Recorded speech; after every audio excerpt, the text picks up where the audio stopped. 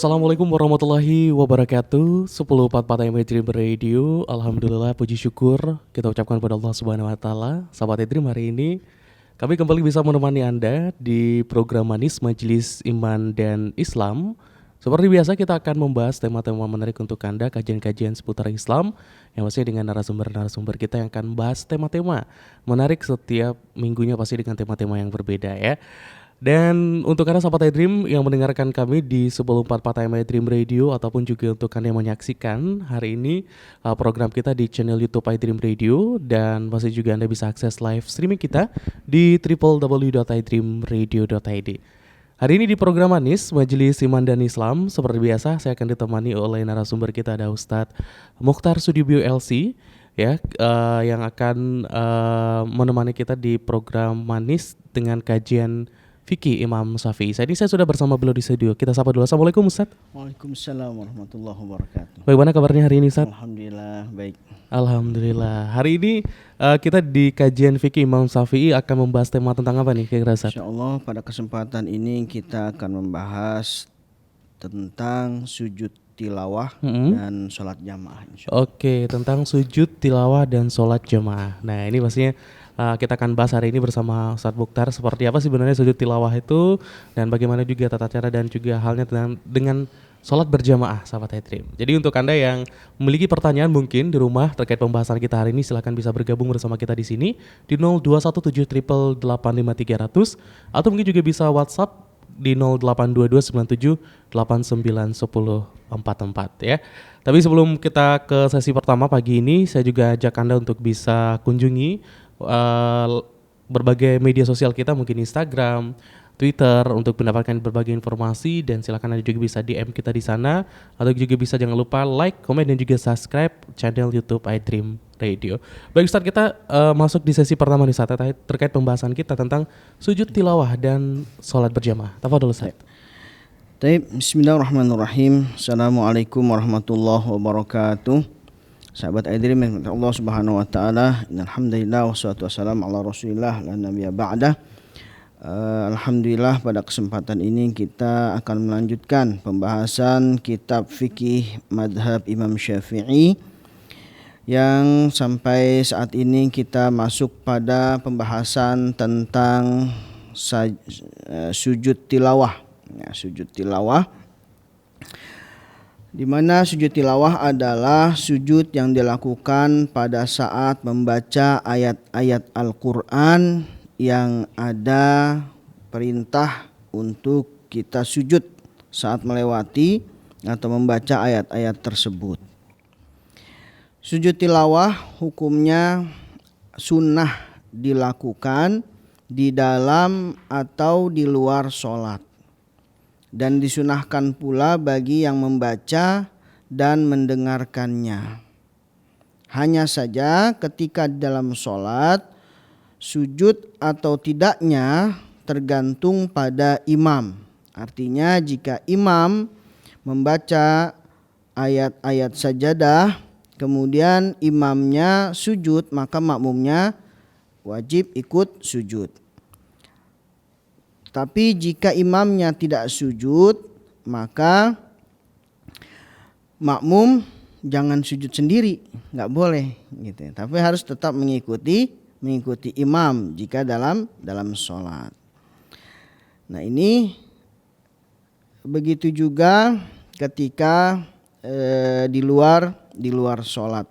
Ya, maka sunnah bagi yang membaca dan mendengarkannya itu untuk sujud ketika mendengar atau membaca ayat-ayat sajadah tersebut. Kemudian keutamaan sujud tilawah, yaitu sebagaimana sabda Rasulullah SAW, "Idza qara'a ibnu Adam as-sajadah fasajada i'tazala syaitanu yabki." Ya. Apabila anak Adam membaca ayat sajadah, kemudian dia sujud, maka menyingkirlah setan sambil menangis. Seraya dia berkata, "Ya wailah." Ya, wa fi riwayatin, dalam riwayat lain, "Ya waili umira ibnu Adam bisujud fasajada falahul al jannah wa umirtu bisujud fa abaitu faliya annar. Ya. Apa kata setan? Celaka diriku. Anak Adam ketika disuruh bersujud, dia sujud, maka baginya surga. Sedangkan diriku ketika diperintah untuk bersujud, aku enggan bersujud, maka yang aku dapatkan adalah neraka. Ini hadis riwayat Muslim. Nah, kemudian apa yang dibaca ketika kita sujud tilawah ini? Ya, yang dibaca adalah doanya sajada wajhiya lilladzi khalaqahu wa sawwarahu wa syaqqa sam'ahu wa basarahu bihaulihi wa quwwatihi fatabarakallahu ahsanul khaliqin. Telah sujud wajahku kepada yang menciptakannya, membaguskannya dan membelah pendengaran dan penglihatannya, dengannya daya dan kekuatannya. Maha suci Allah sebaik-baik pencipta. Bisa juga ditambah dengan Allahumma ktub li biha indaka ajran wa da'anni biha wizran waj'alha li indaka dhukhran waqbalha minni kama qabiltaha min abdika Daud. Ya Allah, tuliskanlah pahala untukku di sisimu karenanya, yaitu karena sujud, dan hapuskan diriku dosa serta jadikanlah sujudku itu sebagai tabungan di sisimu. Terimalah sujudku ini sebagaimana engkau menerima sujudnya Nabi Daud alaihissalam. Nah, ini adalah doa yang dibaca ketika sujud tilawah. Atau kalau belum hafal, baca seperti sujud biasa, subhana rabbiyal a'la wa bihamdi 3 kali. Nah, ini adalah doa ketika sujud tilawah. Kemudian caranya bagaimana? Caranya ketika dalam sholat, ya, imam membaca atau melewati ayat-ayat sajadah, maka imam langsung takbir sujud tanpa mengangkat kedua tangan. Tapi ketika sholat, ya, kemudian langsung Allahu Akbar sujud, itu adalah untuk sujud tilawah tanpa mengangkat tangan. Dan sujudnya hanya sekali saja. Sujud sekali saja, kemudian bangkit lagi, imam bersama makmum, diikuti makmum maksudnya, kemudian melanjutkan ayat-ayat selanjutnya, kemudian ruku dan sujud seperti melanjutkan sholat-sholat biasa. Adapun tata cara atau adab ketika sujud tilawah di luar sholat bagaimana? Yaitu yang pertama, disunahkan dalam keadaan suci, karena ketika baca Al-Quran kan sunahnya dalam keadaan suci, gitu kan? Ya, walaupun ada sebagian ini hanya sunnah saja, artinya boleh ketika baca Quran dalam keadaan hadas kecil. Nah, ini yang pertama bersuci, kemudian menghadap kiblat, kemudian takbiratul ihram. Allahu Akbar, takbiratul ihram dulu, ya. Kemudian setelah takbiratul ihram baru takbir lagi tanpa mengangkat tangan. Tapi kalau yang takbiratul ihram tadi ngangkat tangan, Allahu Akbar, seperti dalam salat. Kemudian setelah itu takbir untuk sujud sajadah, ya, yaitu tanpa mengangkat tangan, sujudnya hanya sekali, kemudian baca doa yang tadi, kemudian takbir lagi untuk bangkit dari sujud. Kemudian setelah itu salam 2 kali. Assalamualaikum warahmatullahi wabarakatuh. Assalamualaikum warahmatullahi wabarakatuh. Nah, itu adalah tata cara sujud tilawah. Sujud sajadah atau sujud tilawah istilahnya. Sahabat Aidrim yang dirahmati Allah Subhanahu wa taala, hukum daripada sujud tilawah atau sujud sajadah ini adalah sunnah. Dan makruh jika imam sengaja melewati ayat sajadah, ya, untuk menghindari sujud, atau kita lagi sholat, ya, ini sengaja melewati ayat-ayat sajadah, artinya tidak dibaca, padahal dia ketika itu harus membaca ayat sajadah, ya. maka menghindari membaca agar ada karena ada keinginan atau ada keengganan tidak mau sujud, maka itu makruh gitu. Ya. Jadi makruh hukumnya ya misalnya dalam ketika membaca surat Al-Alaq gitu. Nah, imam ini biasanya berurutan bacanya misalnya ya. Dari surat At-Tin, Wat-tini waz-zaitun, kan setelah itu surat Al-A'la, Al-Alaq ya. Iqra bismi rabbikal ladzi khalaq. Nah, itu ayat di situ kan ayat terakhirnya adalah ada ayat sajadah. Karena dia enggak mau sujud tilawah, dia lengkap gitu. Ya, langsung ke surat Inna anzalnahu fi lailatul qadar gitu. Kalau dia lengkapnya ini karena enggan, enggak mau sujud tilawah, maka makruh hukumnya gitu. Walaupun boleh tapi makruh gitu. Nah, karena hendaknya setiap kita harusnya ya mengambil kesempatan atau pahala-pahala yang telah ditawarkan Allah Subhanahu wa taala. Wabil khusus terkait ini adalah fadilah ketika kita sujud tilawah atau sujud sajadah gitu. Ya, walaupun boleh, tapi makruh kalau sengaja nggak mau sujud gitu untuk meninggalkan. Kemudian ayat-ayatnya apa saja? Ya, ayat-ayatnya ini yang sepakat ada 14 ayat ya. Ada 14 ayat yang sepakat, yang satu dalam surat Shad ya, surat Shad itu ada ikhtilaf atau perbedaan pendapat antar ulama. Ada yang memasukkan surat Shad ini sebagai ayat sajadah, ada yang tidak memasukkannya gitu. Sebagaimana mazhab Imam Syafi'i lebih mengambil kepada 14, jadi surat Shad tidak termasuk ayat sajadah ya. Akan tetapi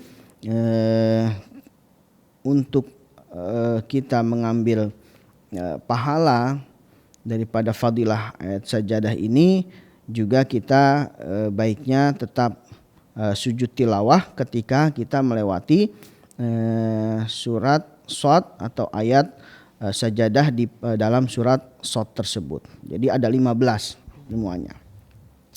Ya, ada 15 ya. Yang pertama ayat ke-7 ya. Ayat ke-7 yaitu Al-A'raf ya, wa yusabbihunahu wa lahu yasjudun. Nah, kemudian juga dalam surat Ar-Ra'd, walillahi yasjudu man fis samawati wal ard. Kemudian dalam surat An-Nahl, wa yaf'aluna ma yu'marun. Kemudian dalam surat Al-Isra ya, yakhiruna lil adqani sujada. Kemudian dalam surat Maryam, kharru sujadan wa bukiya.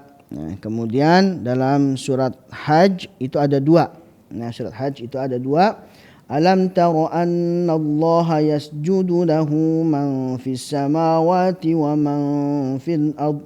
Kemudian ayat satu lagi, ya ayyuhalladzina amanu ruk'u wasjudu wa'budu rabbakum.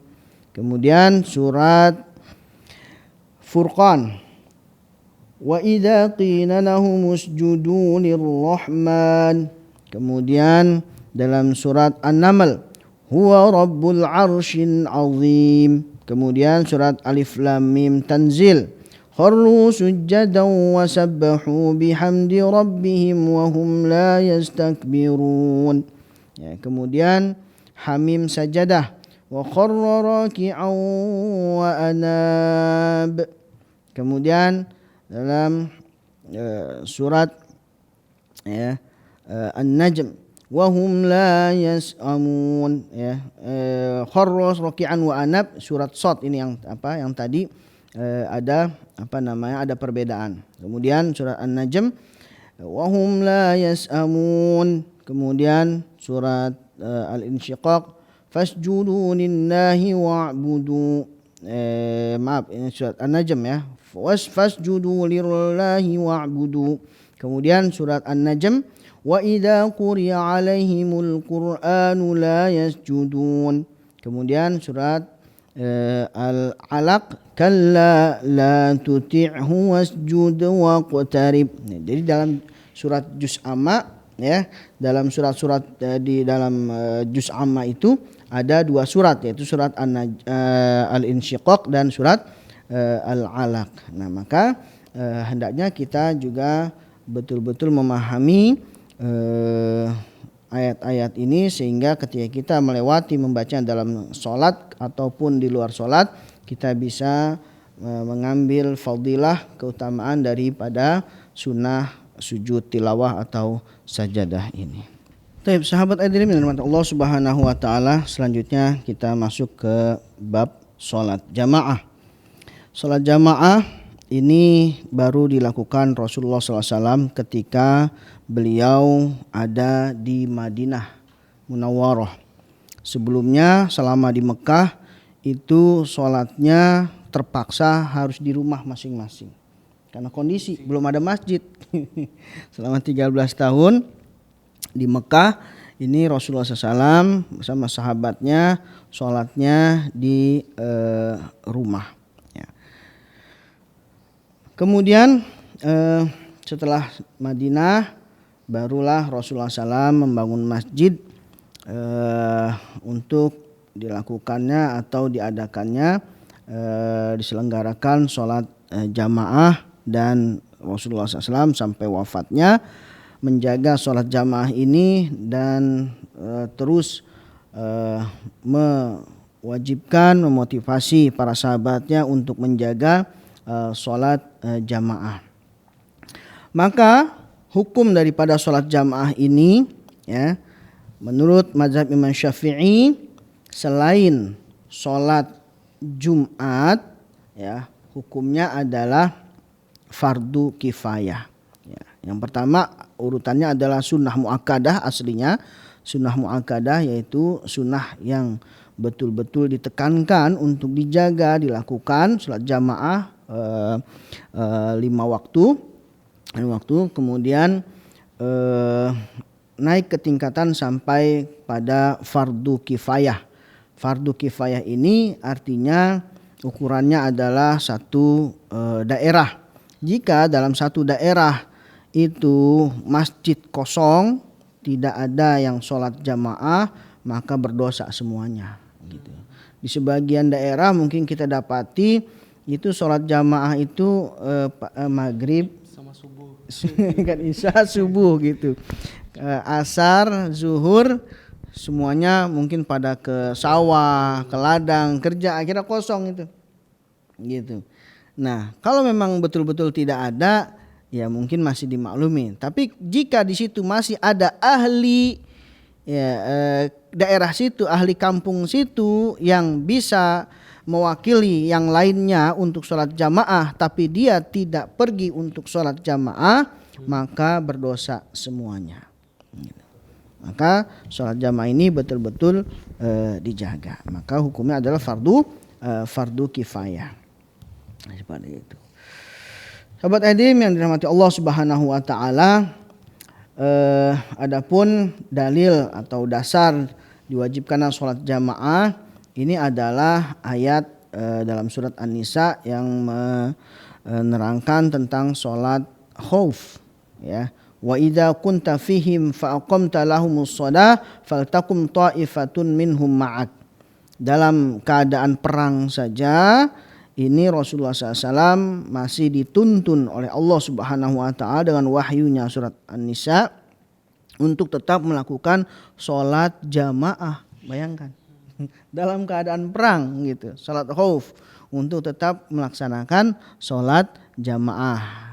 Apalagi ketika tidak dalam keadaan perang atau dalam keadaan aman. Maka Inilah betul-betul bagaimana Islam menekankan untuk masalah sholat jamaah ini.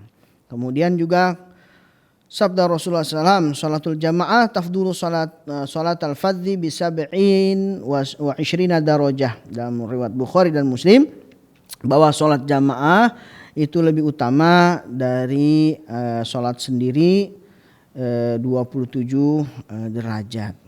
Nah ini juga ada riwayat Abu Daud ya, dan disahihkan oleh Ibnu Hibban dan yang lainnya, annahu sallallahu alaihi wasallam qala ma min salasah fi qaryatin aw badwin la tuqamu fihimul jamaah illa istahwadha alaihimus syaitan fa alaika bil jamaah fa innama ya'kulu adz-dzi'bu al-qasiyah.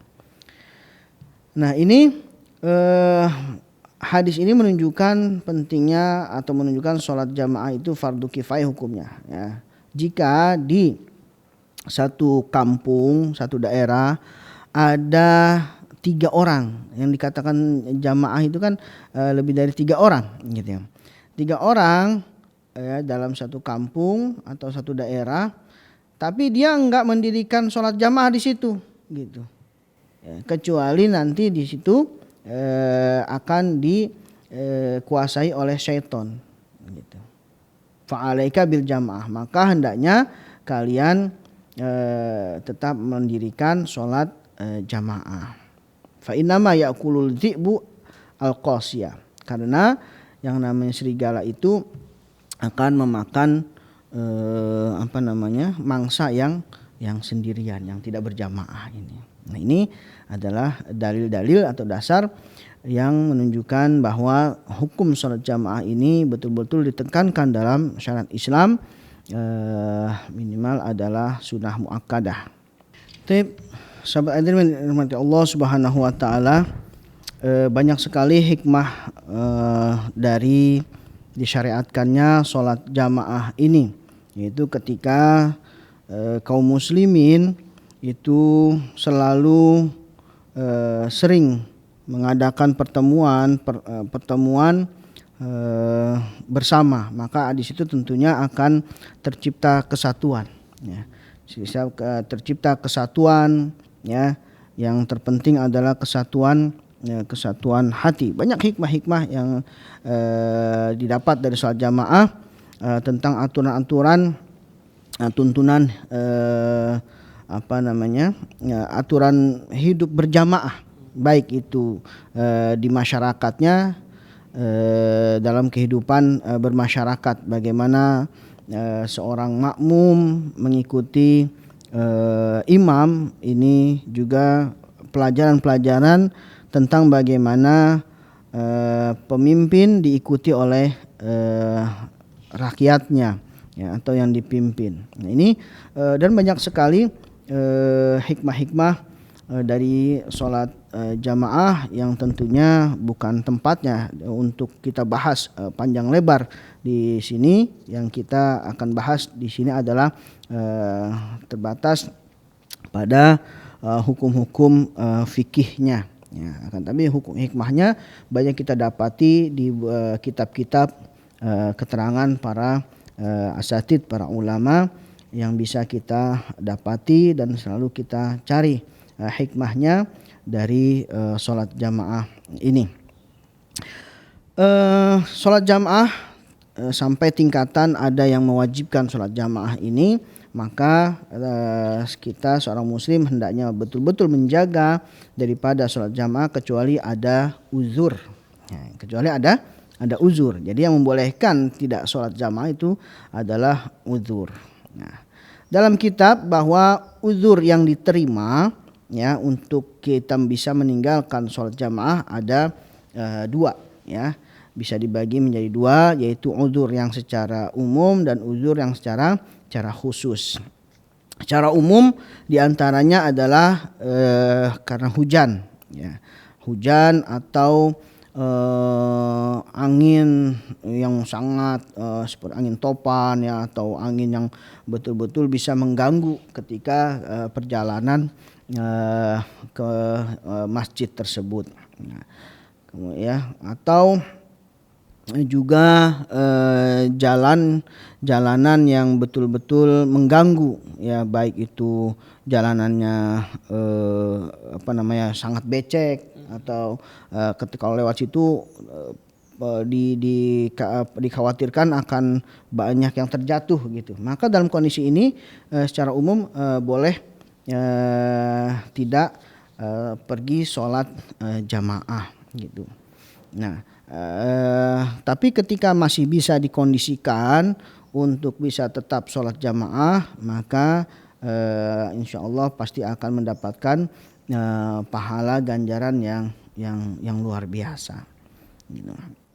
Sebagaimana hadis Ibnu Umar radhiyallahu anhuma, adzana lis-shalah. Anna Ibnu Umar adzana lis-shalah fi lailatin dzata bardin wa rihin.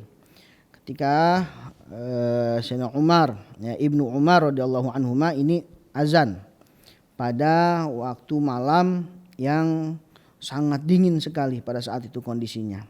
Summa qala ala sallu fir rihal, ya. Kemudian dia berkata ala sallu fir rihal, ya, tidak engkau salat ya dalam tetap salat. Summa qala inna Rasulullah sallam kana ya'muru al-muadzin idza kanat lailatun dzatu bardin wa matarin ay yaqul ala sallu fi rihalikum, ala sallu fi rihalikum. Ya, artinya boleh silahkan salat di tempat-tempat tempat tinggal kalian gitu. Ala sallu fi rihal. Jadi ditambah. Jadi seorang muazin mengingatkan. Nah, kalau di Indonesia enggak usah pakai bahasa ini Arab gitu. Enggak paham nanti.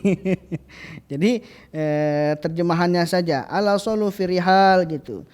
Silahkan salat di tempat masing-masing gitu. Di tempat masing-masing, tempat tinggal masing. Ketika kondisinya tidak memungkinkan untuk mendatangkan orang ke masjid. Jadi azan di sini hanya untuk menandakan masuknya waktu sholat saja gitu. Nah, setelah itu muazin menambahkan, ini sunnah dari Rasulullah SAW. Ala sallu fi rihalikum, ala sallu fi rihalikum gitu. Menambahkan untuk peringatan gitu. Karena keadaan yang tidak memungkinkan. Ini riwayat Bukhari dan Muslim. Kemudian wa anta ta'lam anna hadhil a'dar qallama tahaqqaqal yaum illa fil qura bal fi ba'dil qura. Akan tapi kondisi seperti ini itu kalau di kota udah jarang sekali gitu. Hujan kan sekarang di aspal atau pakai mobil atau pakai payung gitu kan. Ini cuma ada di beberapa desa saja, kampung yang masih susah, gelap gitu kan. Nah, ini sesuai dengan kondisinya gitu. Kemudian yang terakhir adalah uzur yang khusus untuk diterima alasan tidak pergi sholat jamaah 5 waktu. Seperti apa? Seperti sakit. Ya, sakit sudah jelas ya, itu tidak bisa dipaksakan. Ya, tapi kalau cuma sakit panu kurang atau pusing sedikit, ya itu artinya bukan uzur tentunya. Kemudian lapar atau haus yang sangat gitu. Ini hendaknya dihilangkan dulu lapar dan hausnya gitu. Yang sangat gitu. Atau tidak bisa ditahan, maka dia boleh untuk tidak pergi dulu. Kemudian juga takut ya pada dirinya atau hartanya. Kalau saya pergi takut ada yang masuk maling atau apa gitu. Kalau saya pergi ini nanti di jalanan takut ada yang apa-apa gitu, misalnya lagi berantem lagi ini sama tawuran gitu kan. Nah, ini kondisi-kondisi seperti ini yang uzur yang khusus ya. Kemudian juga menahan buang air. Nah ini nggak boleh juga ya, nggak boleh menahan buang air. Maka hendaknya diselesaikan dulu hajatnya, kemudian baru sholat jamaah. Sebagaimana riwayat Bukhari dan Muslim, idza wudi'a asya'u ahadikum wa uqimatis shalah fabda'u bil asya' wa la ya'jalan hatta yafrugha minhu. Ya, jika udah disediakan makan malam asya, ya, kemudian terdengar qomat sholat, maka mana nih yang duluan? Santap makan malamnya dulu atau sholat isya'nya dulu? Gitu. Makanya ada peribahasa dalam bahasa itu al-asya qoblal isya gitu. Maka santap makan malamnya dulu baru sholat isya gitu. Gitu. Asya ini makan malam ya, makanan. Ya. Maka tuntunan Rasulullah SAW, fabda'u bil asya, santap dulu makan malamnya dan jangan terburu-buru, nggak usah terburu-buru sampai makan selesai. Setelah itu baru silakan pergi sholat sholat isya. Ya. Ini bukan saja sholat isya, ya. Ini hanya contoh saja ya, dari Rasulullah SAW. Akan tapi semua sholat, jadi ketika itu sudah dihidangkan makan, maka tuntunannya adalah untuk menyantap makannya dulu, biar nggak kepikiran juga gitu. Iya, apalagi kalau lagi makan bersama-sama begitu, lagi makan sama-sama, yang sebagian makan dulu, sebagian sholat dulu. Nah, ini yang sholat dulu takutnya gak kepikiran ini, gitu. Ya, satu lagi hadis yang terakhir adalah la shalah bi hadratit ta'am wa la huwa yudafi'uhu al-akhbathan. Ya. Tidak sempurna sholat yang di situ sudah disediakan santapan makanan gitu. Jadi artinya maksudnya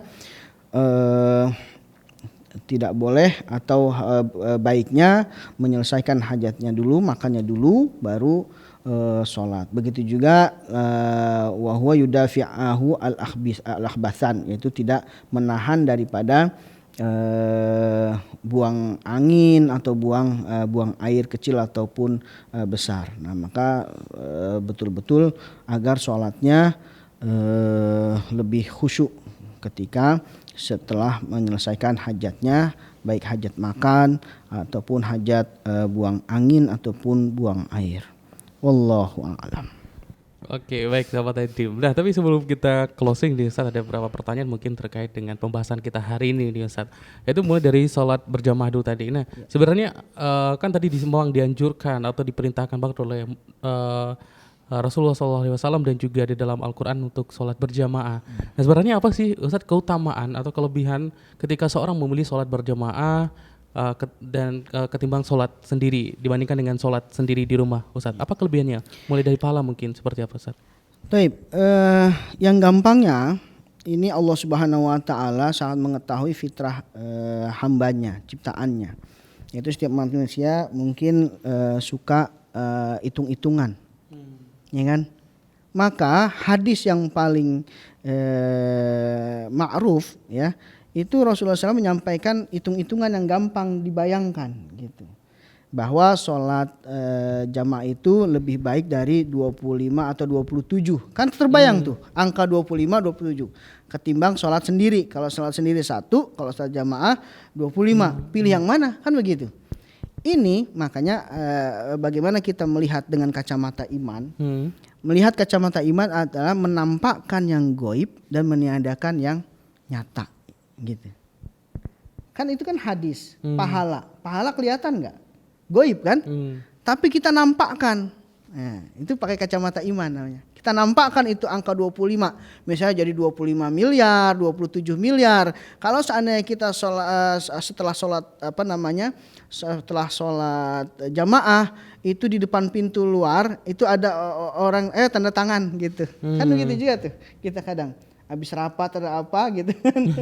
Tanda tangan, ambil amplop isinya 25 juta, 25 miliar. Kira-kira berebutan enggak tuh sholat jamaah?